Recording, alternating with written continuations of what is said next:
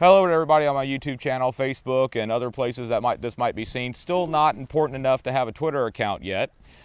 We've come home. The Circle X Garden episode 6 has come home to where it's all going to eventually be built in larger scale. And I have two special guests here with me today. These are my daughters. One-armed Bucky and four-eyed Melonhead. No, just kidding. Oh, I thought y'all were going to hit me or something. So, hey, help! I'm being attacked! No. We'll go ahead and just leave that in there. Okay, so while we're out here today, guys, just wanted to give y'all a beautiful shot of this wonderful area. And my father is over there picking up wood. We probably should be actually over there helping him out, but we got some other things that we need to cover. So what we're going to do right now is that we're going to go across the street, and I want to show y'all something about how not to do something. And so we're going to go over there right now. We got to move cameras and everything else. So be right back. Dun, dun, dun, dun. Usually that's called a lead out and you don't say anything. So see, this whole episode is just going to be one big blooper episode, okay? So guys, deal with me, all right? By the way, this is Michaela, that's Angelica. I love you, Daddy. Yes. Because you didn't call me four-eyed Melonhead. Yeah. That's true. Hi. Okay, guys, what is behind me right here is a piece of property that is directly diagonal, well, not directly diagonal, but diagonal from my parents' place, which is Bluebird Meadows, located here in Navasota, Texas. What is behind me is a venture that a man from China apparently wanted to grow things in sort of an aquaponic, hydroponic type setup. Unfortunately, from what I understand, he wasn't able to get the results that he wanted to get. And then all of a sudden he upped and left. And also, for disclaimers for those of you watching on YouTube, yes, we are on this property legally. We have not trespassed. We have the permission of the realtor to be here. Now that I've gotten that legal mumbo jumbo out of the way. So what we're gonna do, we came here yesterday and we took a walkthrough, and I was absolutely aghast at what was going on in here. Not mainly because of the setup, but because of what was left behind. But also, there are some concerns that I have with the setup. And please, guys, as I go through this, if I'm all wet, if I'm wrong on my critique of this, please let me know. So let's go ahead and head over there, take a look at it, and we'll go from there, okay? Okay, guys, this is the inside of this grow house. And it's really a beautiful thing, despite all the dead plants. He was primarily, whomever this gentleman was, he was primarily, I think, trying to grow tomatoes. I think this is corn over here. I don't know. It may be some sort of cane. And there's some orchard trees out back. We'll get to those in a minute. But all this, I am standing on concrete work. This is a permanent fixed building. This is, I think upwards to 60% shade cloth. I'm not sure. Tootie on Bayou Gardener, let me know what you think this is. It is from the the Greenhouse Warehouse, or the Greenhouse Megastore, or whatever it is, .com. But this is an actual very, very well built building.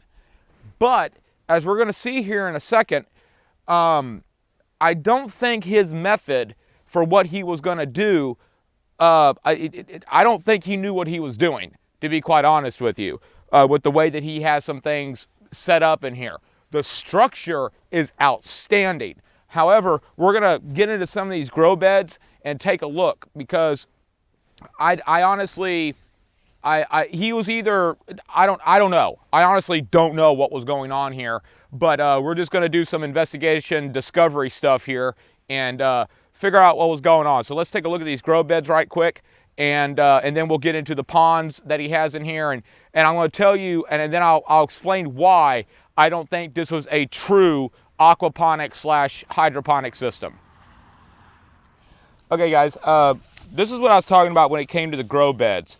First of all, these grow beds have no growing medium in it other than dirt. And that's where I think this man messed up. I may be wrong. Actually, let me look underneath here a little bit further.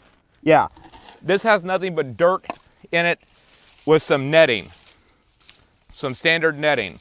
These apparently, I think, were all tomato plants. I may be wrong. They're decomposed beyond recognition.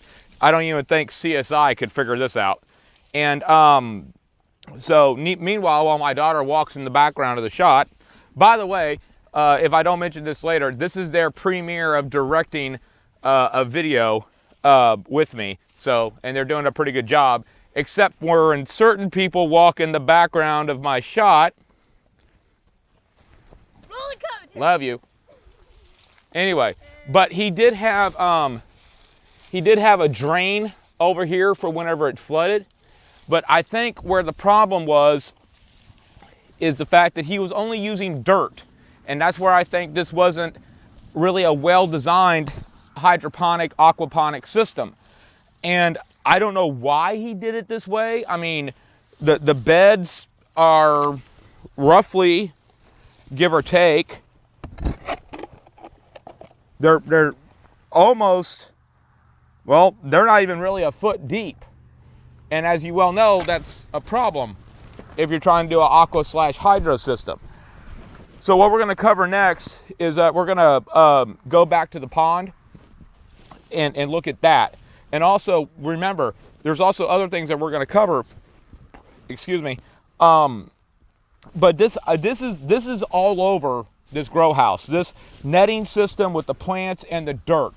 And he's got some plants with pea gravel that's mounded around it. It's covering the base of it. But for the most part, it's dirt. And I think what he was doing was flooding the system and just letting the water go. And that will become more evident as we go further on. So let's go take a look at the pond right quick, and also the setup, the equipment that he had with this setup, because it's actually quite impressive. Here's the man's lake. It has tilapia in it from what we had to do a retake of this scene. We found some tilapia in here. They are slowly dying. I've thrown some food in the pond that was from the food feeder. From the fish feeder. But he's got all this equipment setting up around here, and obviously you see the fish. But basically, I think this comes down to a point of more money than sense. I don't honestly think that this man knew what he was doing. And it's kind of sad because you're seeing these fish die. I don't think the pond is getting very well aerated at this point. But what we're going to do now is that we're going to take a look around at the equipment. One other thing that we've discovered here, discovered is that he was definitely shooting something, because we found expended shotgun shells, and I think I don't see one right off, but also something along the lines of a 22 caliber type weapon or a 38 caliber weapon. So he was he was shooting at something massive, especially if it was shotgun shells. But we're going to take a look here. But I feel sorry for these fish, actually, because they're starving, they're suffocating in this dirty water.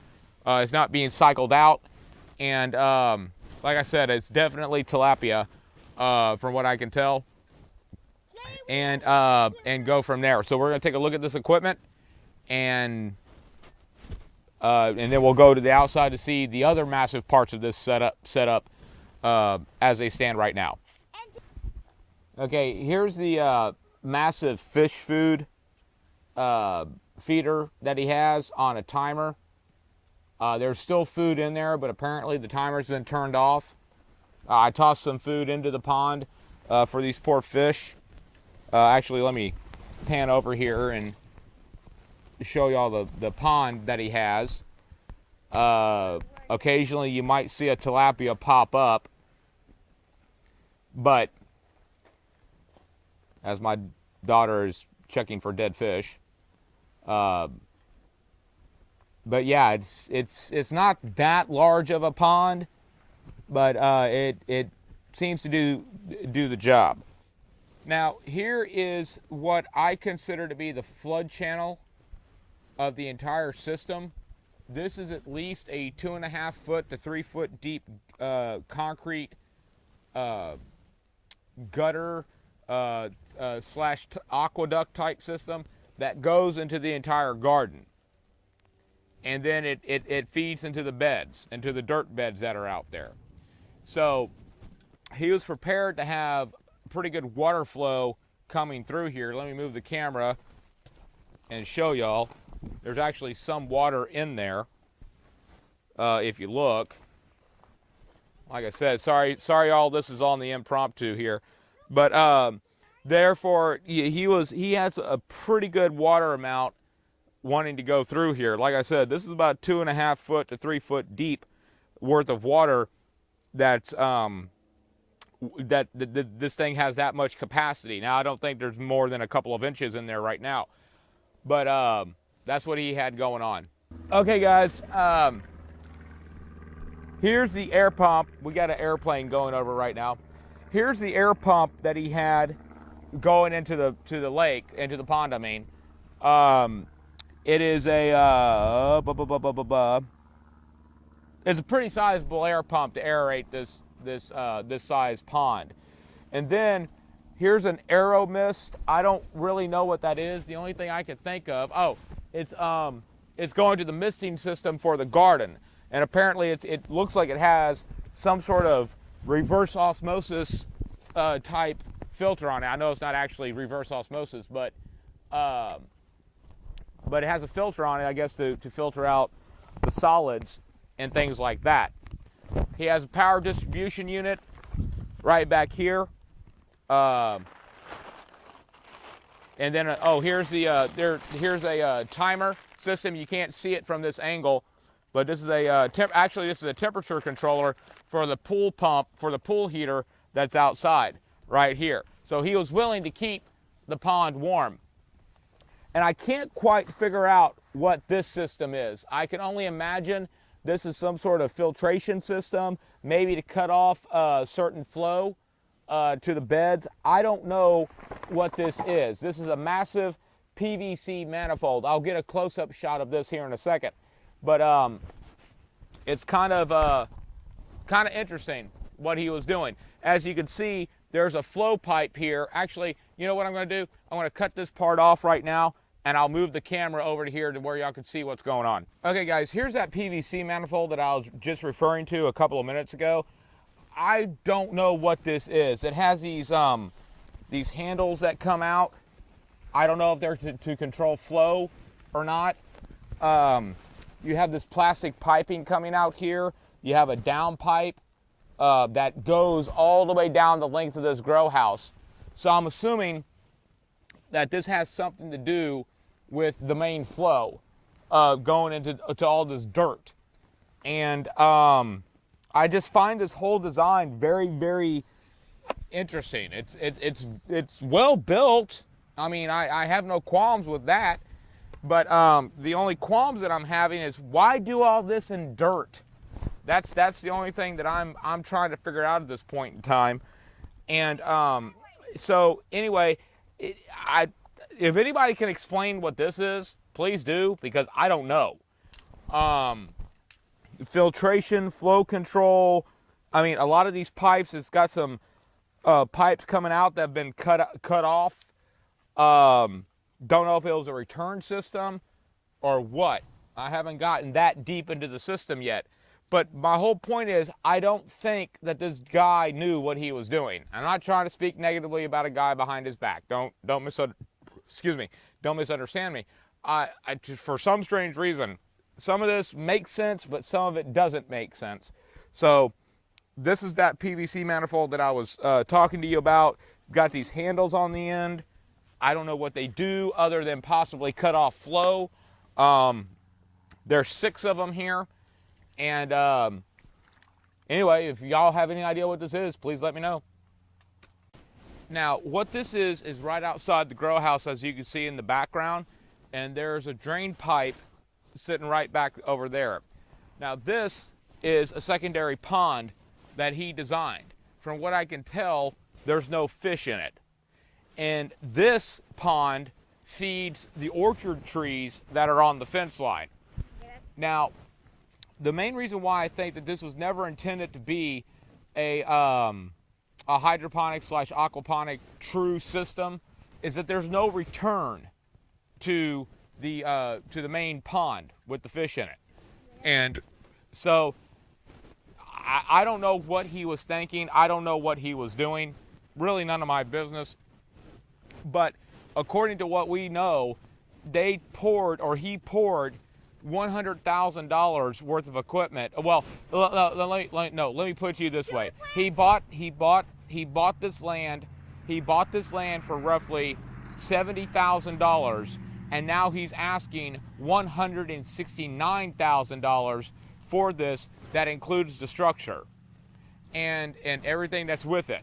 Now I could see, just with the concrete work, the building, and everything else, how he could have spent that type of money, but I don't think he knew what he was doing. So what we're going to do is we're going to take a look now at some of the outside stuff that's sitting here just laying around.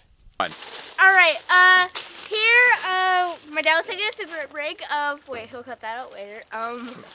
Okay, and so I'm like, wait a second, why aren't these connected? And Daddy, I want to get it. She's a genius! She's a friggin' genius! Oh my God! She's a genius! She discovered 2 connections that were connected! She's Albert Einstein! Sweet baby Jesus in the manger! As so eloquently pointed out by my eldest daughter just a few seconds ago, this is the pool heater that's outside the grow house, and it's not even connected. So, that's interesting, but I don't know how much these things run. It's a Hayward, and there's a timer system inside the grow house for it.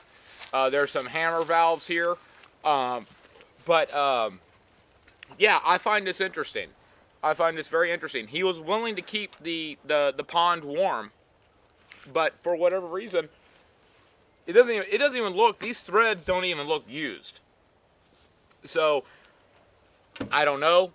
I just find it interesting. But if anybody has one of these, please let me know what the price is on these, because I don't think these are cheap. So let's move on, and I'll show you some of the other things that are just kind of laying around here unbolted. And I don't know why my daughter is messing around with the zoom and or focus of the camera, but yet again, this is their premiere of directing / producing a video with me. Okay guys, this is a 300-foot well system. It was drilled by the same company that did my parent system across the street. All this guy was doing was pumping it into the pond, and then pumping it into the beds, pumping it into the other pond, pumping it into the orchard. There was no return system. And the main reason why I have a problem with this is the fact that the whole point of aquaponics / hydroponics is to conserve water as best as possible. He was just basically pumping this dirt straight into the ground. And this is a nice setup. I wish I could have this in my backyard, and you never know, I may have it one day. Yeah, have it one day. So, but no, I mean, it's sitting here, it's pumping water. It's basically very, very inefficient, the system that he has. And we'll go from there. There's a couple other things we're going to point out, and we're going to wrap this up, because I know this has gone way, way long. But I just found this whole thing very, very fascinating. Hopefully y'all didn't see that previous blooper. But sitting out here is this 3,000 watt peak watt generator. Probably hasn't even been used. There's fuel in it. But I don't even think the thing has been fired off. This is laying out here. It's not even bolted down. I could throw this in the back of my truck, which I am not, just for record's sake. Ooh, diesel fumes. Gotta love that. Oh man, look at all the colors. Anyway, just the director just came to knock some sense into me. But no, here, this is another piece of equipment that's just laying out here. Y'all are just really pushing it. Anyway, so no, 3,000 watt generator sitting out here, not even used. I don't even think it's been cranked up. I don't see any service hours on it. I don't see any hours of usage on it. I don't even think it has that. Well, it would be right there. Don't. Anyway, get back. Yeah, no. So it is what it is, guys. I don't know how much something like this costs. I don't know what the price point is on a Champion, but it's a generator, and still has the tag on it that says "Not for sale in California," or for those of you in the southern part of Texas, "Prohibido la venta en California." Come on, vamonos, everybody, let's go. Daddy, what? My 2-year-old is really big into Dora, and these two hate her. And why are you in front of my? Don't get in front of my, Kayla. Okay, I'm gonna have to leave all that in. But anyway, that's what this is. Now let's go to some other tragic parts of what's just laying around here. One of the things that really shocked me when I came out here the other day, I know I'm probably a silhouette to y'all right now. Sorry about that. It's just part of the light. Was this roll right here? This is 6 millimeter. I mean, 6 mil greenhouse lining film that's just laying out here, and from what I could tell, There's crazy people. it was made on May 11th of 26. May 26th of 2011. It's from Green Dot Tech, and it's just laying out here. But anyway, it's laying out here, and it's a low down dirty shame. That's all I gotta say about that. I am going to approach the real estate agent and see if there's some way that we could purchase some of this stuff. But Nuns to Paris. here's a set just laying right here. A set of perfectly good bolt cutters. That, well, actually, oh yeah, they are good. Just laying around, you know. So anyway, on to the next thing. One of the other tragedies that's happened out here is the fact that we have this laying around. This is typical pond liner. And this is not the only piece. You could probably see some other pieces laying around me right now. It's just out here laying around. And all of y'all know who've ever installed a pond how much this stuff costs. I mean, if I could legally get away with it just out of mercy on all of this equipment, I would take it. But I can't. I would need to purchase it. But it's just a low down dirty shame that all this has been done. I mean, all here to my left and some to my right and behind me is nothing but fragments of pond liner laying around. And all of you know how much this stuff costs. So that's just a fraction. That's just a fraction of what's laying out here. And therefore, I really think that this man, whomever did this, had more money than sense. And I'm not trying to insult him.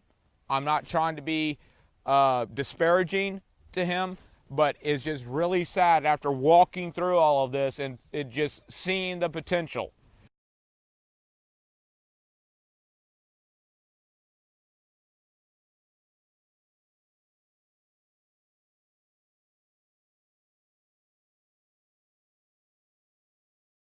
Okay, guys, that last clip obviously ended in mid thought.